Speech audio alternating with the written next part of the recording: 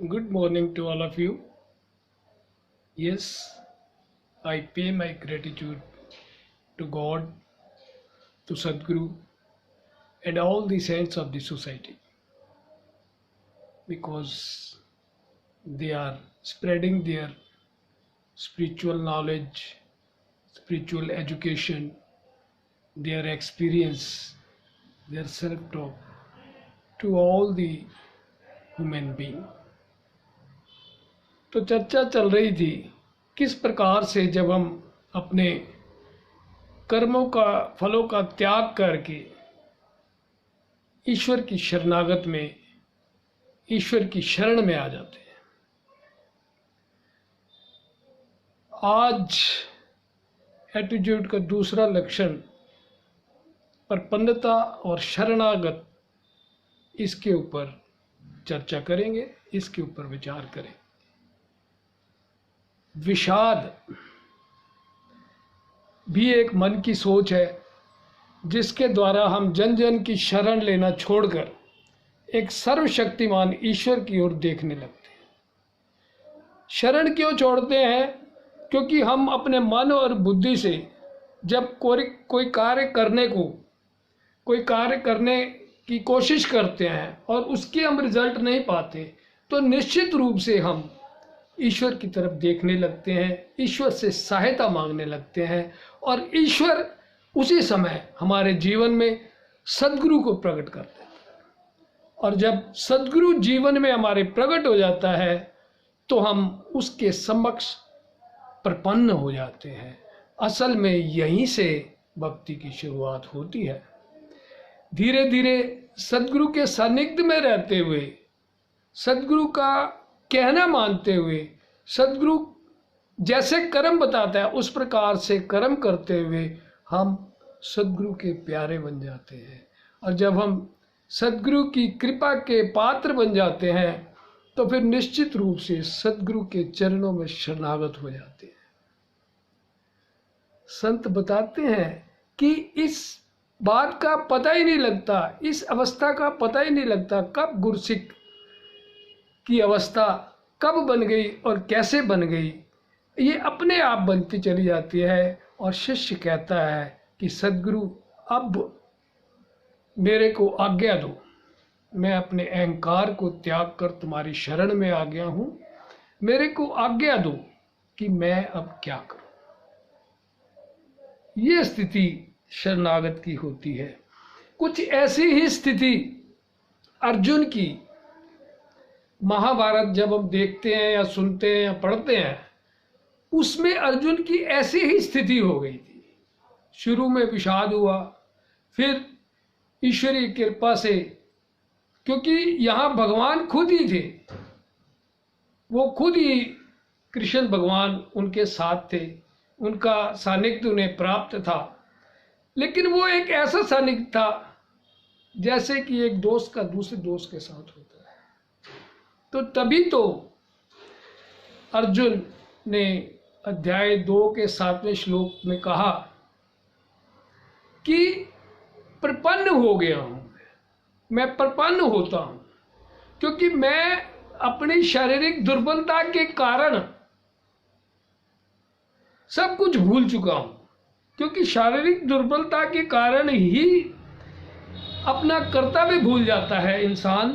और उस अर्जुन ने आगे कहा कि मैं अपनी शारीरिक दुर्बलता के कारण अपना कर्तव्य भूल गया हूं, अपना धैर्य भी खो दिया है मैंने, और मैं आपका शिष्य हूं और मैं आपके पास आया हूं, मेरे लिए जो अच्छा हो वो बताएं। तो इस प्रकार से अर्जुन सद्गुरु कृष्ण के प्रति, या यूं कहें भगवान कृष्ण के प्रति प्रपन्न हो जाता है। उसने आगे 8वें श्लोक में कहा कि मेरी इंद्रियां सूखती जा रही हैं शोकाहुल होने के कारण, शोक के कारण मेरी इंद्रियां भी सूखती जा रही है। और फिर 9वें श्लोक में उसने स्टेट में मना कर दिया कि मैं युद्ध नहीं करूं। यह स्थिति प्रपन्नता की होती है। और जब ये प्रपन्नता जीवन में आ जाती है तो घबराहट से, व्याकुलता से जो इंसान होता है वो ईश्वर की कृपा से सदगुरु की शरण में चला जाता है। और सदगुरु किस प्रकार से उसको सहयोग करता है, ये सब आगे की बातें हैं, क्योंकि दुनिया में रहकर दुनिया के व्यवहार और दूषित भावनाओं से प्रभावित हो जाता है जब इंसान, तो फिर वो सदगुरु की शरण में जाता है। जब मैं और मेरी का सारा बोझ लेकर इंसान सदगुरु की शरण में जाता है, इसको प्रपन्नता कहा जाता है। कहते हैं, एक बार की बात है, एक राजा था जो राजपाट चला रहा था, लेकिन उसके राजपाट में उसे बहुत ही परेशानियां आने लगी, बहुत ही समस्याएं आने लगी। इतनी समस्याएं आने लगी तो उसने कहा कि मैं अपने गुरु के पास जाता हूँ।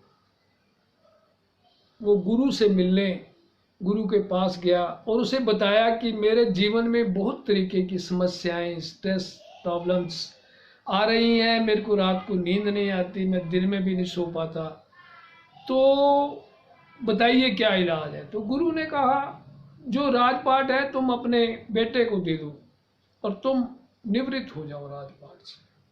तो राजा ने कहा कि मेरा तो बेटा भी बहुत छोटा है, मैं उसको राजपाट नहीं दे पाऊंगा। तो फिर गुरु ने एक और बताया हल समस्या का कि अगर तू अपने बेटे को नहीं दे पाते राजपाट, तो तुम वो राजपाट मेरे को दे दो। तो राजा बड़ा खुश हुआ इसमें, उसने कहा वाह, ये तो सबसे बढ़िया बात होगी, गुरु ही मेरा राजपाट संभालेगा। तो कहता ठीक है। वो पुराने टाइम में जैसे भी होता था, संकल्प लेके उसने राजपाट अपने गुरु को दे दिया। अब गुरु राजा हो गया। तो राजा अब गुरु से आज्ञा लेके जाने लगा। कहता है अब मैं फारिग हो गया हूँ, अब मैं जाता हूँ। तो उससे पूछा गुरु ने, अब तुम क्या करोगे? कहते मैं तो अब क्या है, छोटी मोटी नौकरी कर लूँगा कहीं भी, क्योंकि टेंशन इतनी थी, समस्याएं इतनी थी, संभलती नहीं थी। तो गुरु ने एक उसे सुझाव दिया, कहता है अगर तूने नौकरी ही करनी है तो मेरी नौकरी कर ले। राजा और खुश हो गया, उसने कहा है आपकी नौकरी कर लो, ये तो सबसे बड़ी बात है। उसने कहा क्या करना होगा महाराज? कहता है काम तो तेरे को वही करना है जो तू कल तक करता रहा, आज भी वही काम करना है, लेकिन इस राजपाट को गुरु का समझ के चलाना है। आगे कहानी चली तो राजा बड़ा खुश गुरु से आशीर्वाद लेकर राजपाट चलाने के लिए तैयार हो गया। और जब वो गया 2-3 महीने, 4 महीने, 6 महीने बाद गुरु ने ये सोचा कि मैं देख के आऊं क्या राजा को मेरा ज्ञान, मेरी बात समझ में आई है कि नहीं है। वो गया राजा के दरबार में। राजा बहुत खुश, एकदम खड़ा हो गया सिंहासन से, गुरु को आदर सहित बिठाया और गुरु का हालचाल पूछा। फिर गुरु ने राजा का हालचाल पूछा, बताएं आपका क्या हाल है? कहता मैं तो बहुत खुश हूँ। कहता आपकी समस्या है ही नहीं, क्योंकि राजपाट ही तुम्हारा है, मेरे को कोई समस्या नहीं है। जो काम आज हो जाता है मैं आज कर देता हूँ, बाकी को आगे अगले दिन में कर देता हूँ। तो ये ज्ञान सदगुरु देता है। इस ज्ञान के जरिए से ही शिष्य के जीवन में प्रपन्नता से शरणागत आती है। यही कुछ ऐसा हाल अर्जुन का भी था, जब भगवान श्री कृष्ण ने उसके मन की एटीट्यूड, उसके मन की अवस्था को चेंज करने के लिए ज्ञान योग, भक्ति योग, कर्म योग, और फिर सबसे लास्ट में जब बात नहीं बनी तो फिर 18वें अध्याय के 66वें श्लोक में भगवान कृष्ण बोले, सब धर्मों का त्याग कर मेरी शरणागत, मेरी शरण में आ जा, सबका त्याग कर दे, मैं तेरे सब पापों को अभी जलाकर नष्ट कर दूंगा, भस्म कर दूंगा। तो अर्जुन ने भी 18वें अध्याय के 73वें श्लोक में इस बात को एग्री किया।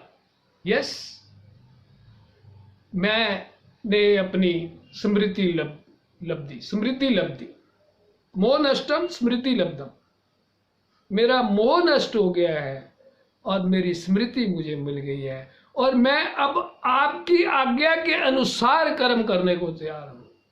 मैं आपकी आज्ञा के अनुसार कर्म करने को तैयार हूं।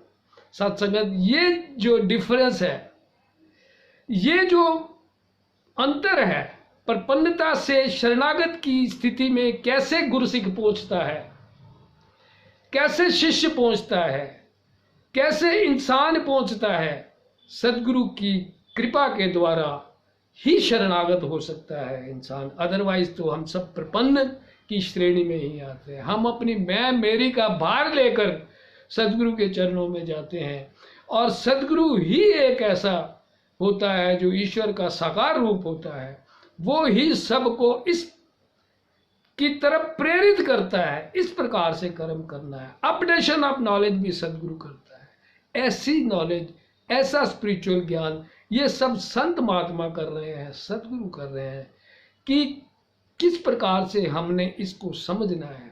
और ये सारी की सारी कृपा सदगुरु की ही होती है कि हम इसको समझ पाते हैं, हम प्रपन्नता की स्थिति से शरणागत की स्थिति में आ पाते हैं। तो आगे की चर्चा आगे की श्रृंखला में होगी, कोई नए टॉपिक के साथ एटीट्यूड पे ही बात करेंगे, उसके ऊपर जैसे भी होगा वो।